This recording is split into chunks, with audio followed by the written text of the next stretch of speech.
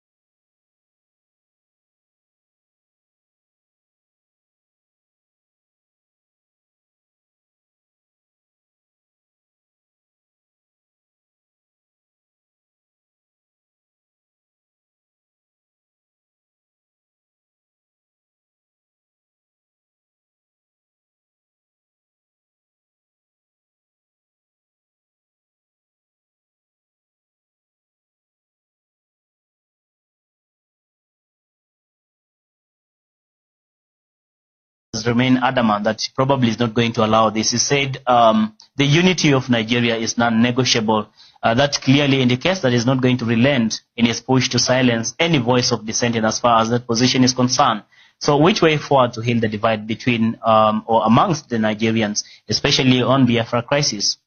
I think the best thing is to ask them what they want. I remember one time Professor Wole Soyinka said, if we can continue fighting Biafrans for such a long time, it's not long before we go to war, which is actually happening right now. Why don't we ask them what they want? And for sure they have voiced and have said it, that they want referendum. Why? Because for a long time, they do not have a mutual understanding with the rest of the Nigeria nation. They are not understood. They are marginalized for such a long time. They are not wanted by the rest of the Nigerian government. So the best thing is to take them to a referendum so that we know exactly what they want and separate them if that is exactly what they want. Why? Because if we continue like this, these are crises not only in Nigeria, but it will have a ripple effect to the bordering countries. And with time, it will have a big effect to the African countries. As I'm talking, Africa has the largest immigrants to the world. It has the largest refugees to the rest of the continents. Why is that so? It's because of such crises that we can see in Biafra and Amazonia and other countries like Sudan. So I think before we even move forward, it's very important that we give or they're given referendum. From there, they can be able to sort out the rest of the challenges. And it's quite unfortunate because we have diplomatic missions in Nigeria. Why can't they take that issue with them and sort it out? Why are they quiet? Why is the world quiet when Biafrans are suffering? Why is the world quiet when we know very well that such issues can affect the whole of the whole of the African continent? It's quite sad, and that's why as Punchline Africa TV will continue talking to the world and saying that these people need a referendum. They're not needed. If you honestly you don't need me in your space, give me what I want so that I can self-govern myself, which I think it's a good way and a diplomatic way of allowing people to go their way. That would be cool. Coupled with that, I would like you to approach it from a different angle altogether. What probably could have informed this agitation for, of course, separation, for a referendum to go separate ways between, of course, Nigeria and the people of Biafra? Let's approach it from that angle as you and ask ourselves, what probably can we do to see into it that we find a healing in this divide? Yeah, I think it's paramount to understand that for starters, there was no redemption, and the word you just used, healing, from the first Biafran crisis in 1967, to the 3 years fighting. And if you remember very well, there was a brief period where they got their independence, and then the Nigerian military decided to send all the planes to just bomb indiscriminately anybody who was found in that region. And those scars are passed on in what is called transgenerational trauma. You don't even have to tell your child about this. It's the same thing that affects most African countries. You don't really need to tell your child, hate this person or hate this person, but the way you behave and the way you talk about these things and the tone with which you use, your children pick that, and then they grow up with that. They send it to their children and their children's children, and each generation comes forth understanding their history and knowing very well that we are the people who have been marginalized in a country where we are one of the most, we are creating profit. We're bringing GDP, one of the highest rates of GDP. We're bringing the largest group of intelligent people. We're bringing the largest group of talented people. And yet we are the people who are not benefiting from all this. And this crisis goes on in most of the countries that we are finding, we are finding, in the African continent with protests currently like Amazonia and Ethiopia. If you bring in another angle of... All right, please let me know if my voice is coming out clear now. Please let me know so we can continue. Very, very important. Let me know. If you can hear me, please let me know in the comment section, my wonderful people of Biafra and, of course, lovers of freedom. Can you hear me? The very moment we went into the main point that has brought us here today, boom. Boom. Osetia. The very moment. Because that very chapter, or should I say page, that very page 27 was the straw that breaks the camel's back. That page 27, once I'm done with that page 27 this evening, those of you who have been confused all this while, we know your stand. Those of you who didn't know where you stand will definitely come to realization, will definitely know your stand. Once I'm done with the page 27, which I'm bringing back now, you all will know where you stand. So relax, calm down, One thing I will assure you, one thing I will promise you is that, listen, because I did not listen to any of them, any of these two groups fighting, I didn't listen to their personal and individual conversations. I wanted a meeting. I called for a meeting. They disappointed me. They all disappointed me. So I have to go and follow the Biafra law. Because we have a law already. We already have a law which they, all of them, somebody say, please go back to page 26. Okay, fine. I will start from the ending part of page 20. Maybe that is where my voice, maybe, I don't know if it was attack or what. And I also want to use this opportunity to announce that we are no longer, in fact, let me keep that one for now. We will get there later. We'll get there later. So, I'm bringing it back to the screen. I am not in any way following anybody. Right? I am showing you where our Prime Minister stands. And wherever our Prime Minister stands, that is where I stand. And our Prime Minister cannot enact law and do otherwise. Something that has been signed into law of Biafra, which they all joined together to sign. Which all of them joined together and signed into law in Finland during the convention. So, in as much as that is where our Prime Minister stands, then I will have no problem standing there at the same time. Now, I'm going to continue with the ending part of the page 26 because someone has already asked me to go back to page 26. Probably that is where my voice stopped, coming out.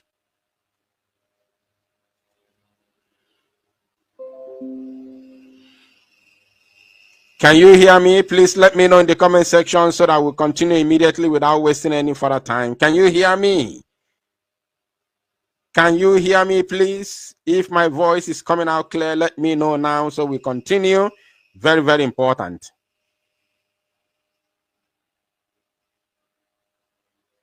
All right. So we'll continue now. Let us continue. Now, functions of BDFG. The sole function of Biafra Republic Government in Exile and Biafra de facto government is to carry out the mandate of the Biafra de facto government as stated in the Biafra Charter Authorization. BLGIE shall respect laws of host communities in furtherance of this mandate.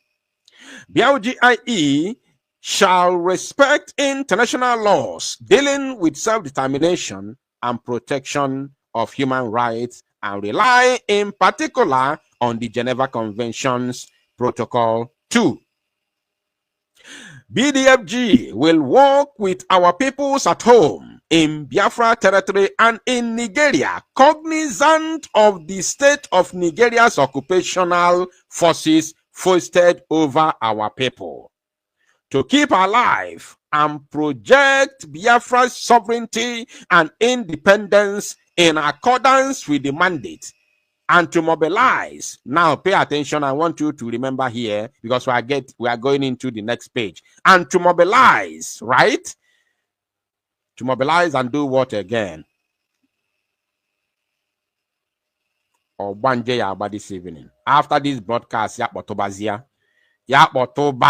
now, and to mobilize from the other page. Now, this is page 27. Organize and manage our people for socio-political activism in order to carry out our resolve for self-determination. Now listen, and listen very, very attentively, my Biafran people. At all times, the functions of BLGIE and BLGH, Biafra Republic Government in Homeland, are to be well coordinated,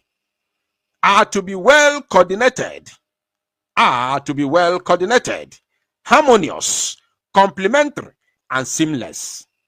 Following the liberation of Biafra from Nigeria, the Biafra de facto government, now, this is where we are now. It says, following the liberation of Biafra from Nigeria, the Biafra de facto government consisting of BLGIE and BLGH together shall form the nucleus of the transitional government of Biafra. Oh, should I explain it? Do you want me to explain it in Igbo language so that you will understand it? Following the liberation of Biafra from Nigeria. It did not say following the redeclaration of Biafra in Finland. It said following the liberation of Biafra from Nigeria. The liberation. Following the liberation of Biafra from Nigeria, the Biafra de facto government, consisting of BLGIE and BLGH together, BLGIE meaning Biafra Republic Government in exile, and BLGH, Biafra Republic Government in homeland, together shall form the nucleus of transitional government of Biafra, which is exactly what the Prime Minister talked about. The conversation, the broadcast that I played for you before we entered into this very Biafra charter, where I will still play it again for you if you want, where our Prime Minister talked about transitional government when the recognition starts coming in. I hope you outline that. I hope you remember that. Now, this very Biafra charter, the Biafran law, says the Biafra Republic Government in exile and Biafra Republic Government in the homeland together shall form the nucleus of transitional government of Biafra. And remember, it says here, following the liberation of Biafra from Nigeria. Don't let these words confuse you. Following the liberation of Biafra from Nigeria. It never said following the declaration of Biafra in Finland. Following the liberation of Biafra from Nigeria, the Biafra de facto government, consisting BLGI and BLGH, together shall form the nucleus of the transitional government of Biafra. Do you know what it means? BLGIE, Biafra Republic Government in exile, together, when you all in exile must have come back home with all your offices. You have come, minister of this, minister of that, all of you will come back home after the liberation of Biafra, when the United Nations must have recognized our existence as a nation and our flag hosted high at the United Nations Geneva. Our flag hosted high, flying high in Geneva, United Nations. Then all of you who are serving under the Biafra Republic Government in exile will come back home with joy and gladness. Now meet all of us who are in de facto government in the homeland here. You all shall meet us here. We will all come together and then form the nucleus of transitional government of Biafra. Even na kowalogi bife delon our own law. Not what I'm not talking just to talk, just for talking sake. I am telling you what is written on our own law, that all of them signed on 20th of October 2023, where they all gather for the first convention in Finland. That is what I'm translating to you. That is what I'm reading for you. Shall form the nucleus of the transitional government of Biafra, known as TGB, under the direction of the peoples of the nation of Biafra, in order to conduct... oh my goodness me, my brain is busting. After this, if you want to go and read for yourself, I will allow you to go there, go and read. You can even read it online. I will send you the link if you want the link. Go there and read. It is under Biafra government, not under me. I do not control it. Now, under the direction of the peoples of the nation of Biafra, in order to conduct the governmental affairs of Biafra, remember, guided by the Biafra Charter. Ona na fukwa yo fumak, or do you want me to zoom it again? Ona cholo kan zoom kwa yo zok. Let me try. Not me. I am not the one saying. I am reading for you what the government of Biafra said. What the law of Biafra said. Not what I'm saying, not what I want. It is not what I want.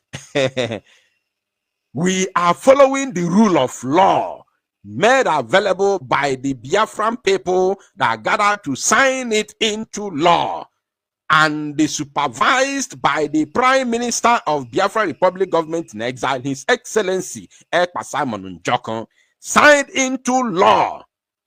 And since then, this very charter is what we have been following till now.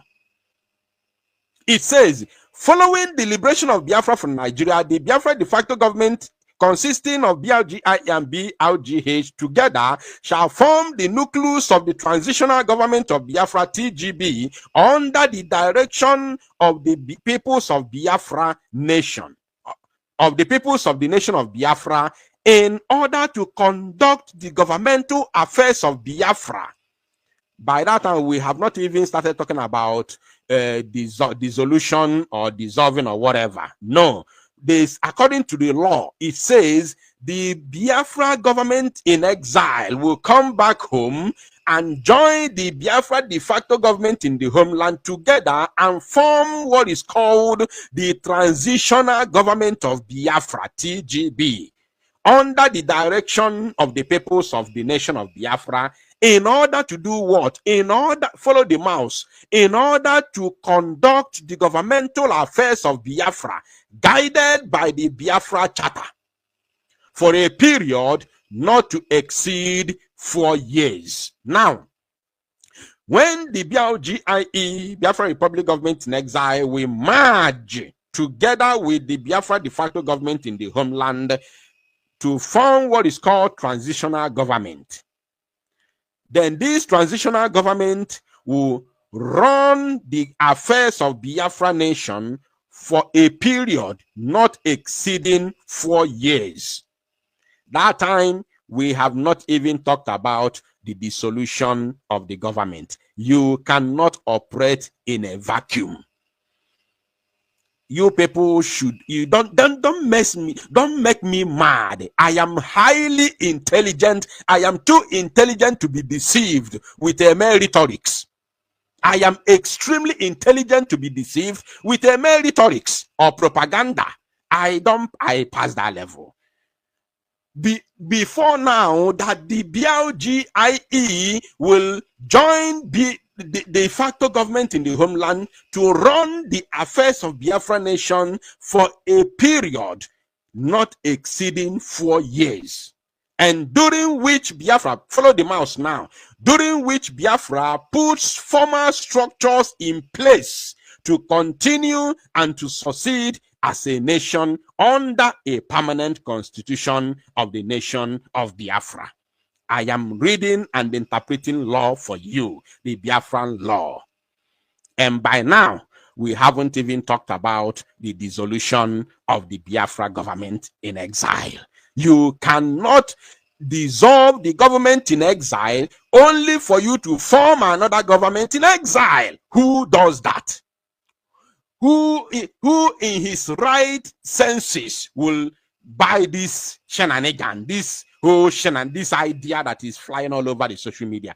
Who in his right sense of mind will buy this shenanigan, this rubbish?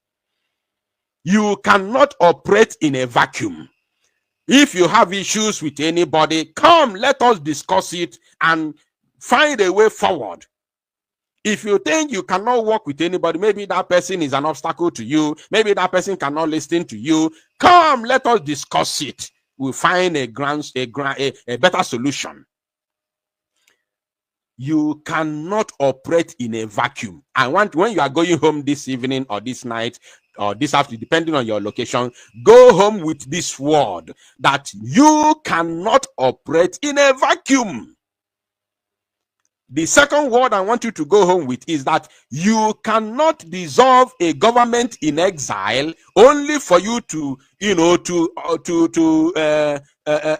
produce or to form another government in exile again. What is your motive? How do you dissolve a government in exile and form another government in exile again? Do you want us to start deceiving ourselves? Biafra has been restored. Biafra has come. This government now is the one that will now run Biafra. Are you not in exile? Are you at home? You are not at home. The Biafra law, the Biafra charter is telling us that the Biafra government in exile will come back home and join the Biafra de facto government in the homeland to form what is called a transitional government and run the affairs of Biafra for no less than 4 years, during which Biafra puts formal structures in place to continue